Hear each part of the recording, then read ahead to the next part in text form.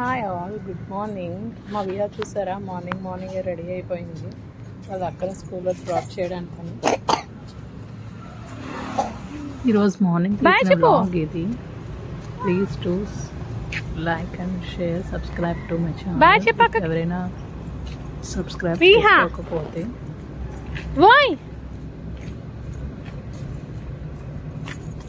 Bye చెప్పు. వాళ్ళ అక్క స్కూల్కి వెళ్తుంది. సో వాళ్ళ అక్క స్కూల్కి వెళ్ళిపోయింది. సో అలా కాఫీ తాగాను నేను. ఇంకా నేను ఫ్రెష్ అయిపోతాను. విహా ఏమో టీవీ చూస్తుంది, ఫ్రెష్ అయిపోయింది కదా. సో డోరా అనుకుంటా చూస్తుంది. ఆ టైంలో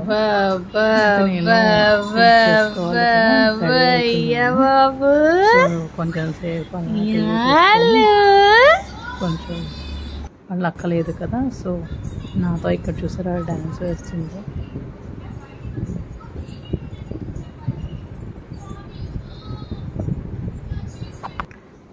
తులసి మొక్క దగ్గర ఎలా అగరబత్తి పెట్టి ఎలా చేస్తుందో, నేనేమో చెప్ప దండం పెట్టుకోమ్మా అని చెప్పి చూడు తిప్పి వాటర్లో పెట్టి అలా చేస్తుంది.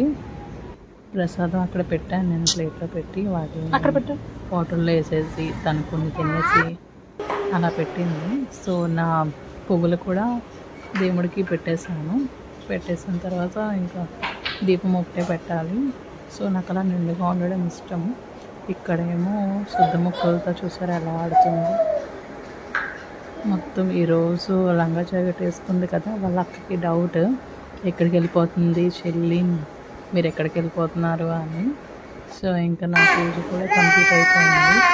ఈ స్ఫటికంగా అంటే రోజు మేము ఇలా అభిషేకం చేస్తాము. యాక్చువల్లీ పాలతో చేసేవాళ్ళము, కానీ బాగా క్లీన్ చేయాల్సి వచ్చింది, మెయింటెనెన్స్ ఎక్కువ ఉందని చెప్పి ఇంకా వాటర్ వేసి చేస్తున్నాము. శివుడికి ఏది వేసినా కానీ తీసుకుంటారు కదా. సో అందుకని ఇక్కడేమో అలా చేస్తున్నాం.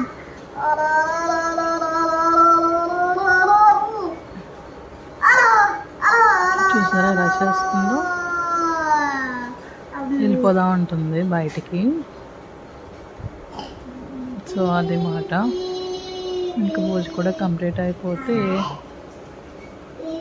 టిఫిన్ తినేయడమే. ఇక్కడేమో డ్యాన్స్ వేస్తుంది పాటకి, నేనేమో టిఫిన్ తింటున్నాను.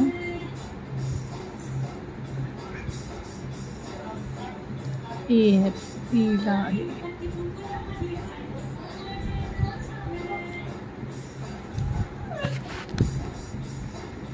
ఈ డ్రెస్ యాక్చువల్లీ విహా ఒక 3 months అప్పుడు అనుకుంటా వేసుకుంది.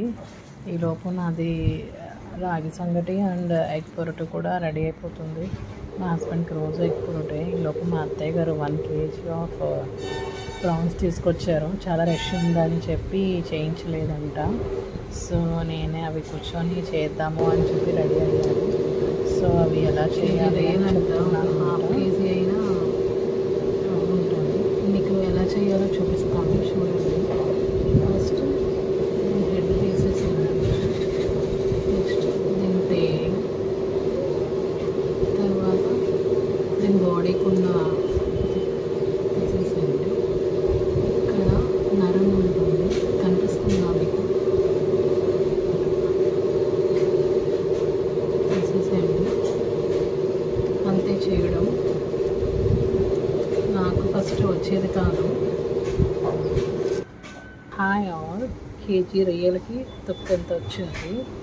ఒక 1/2 kg రొయ్యలు వచ్చి ఉంటాయి, కానీ కష్టం మాత్రం చాలా కష్టం. ఒక 1/2 hour వచ్చాను. సో అయిపోయింది. ఇంకా ఇవి రేపు ఏం చేసుకుందాము కర్రీ అని చెప్పి ఇంకా అలా ఉంచేయకుండా తాళేస్తారంటారు కదా, ఐ మీన్ ఆయిల్లో పసుపు ఉప్పు వేసి అలా చేద్దాము అని చెప్పి ఇంకా నార్మల్ మంచి వాటర్తో కూడా ఒక 1 time కడిగేసాను. కడిగేసి వాటిని ఇంకా స్టవ్ మీద పెట్టదాము అని చెప్పి అనుకున్నాను. ఆల్రెడీ నేను కర్రీ చేసేసాను కదా, ఇంకా అందుకే ఇంకా ఈ ప్రాన్ కూడా నేను చేయలేదు, రేపు చేద్దాము అని చెప్పి.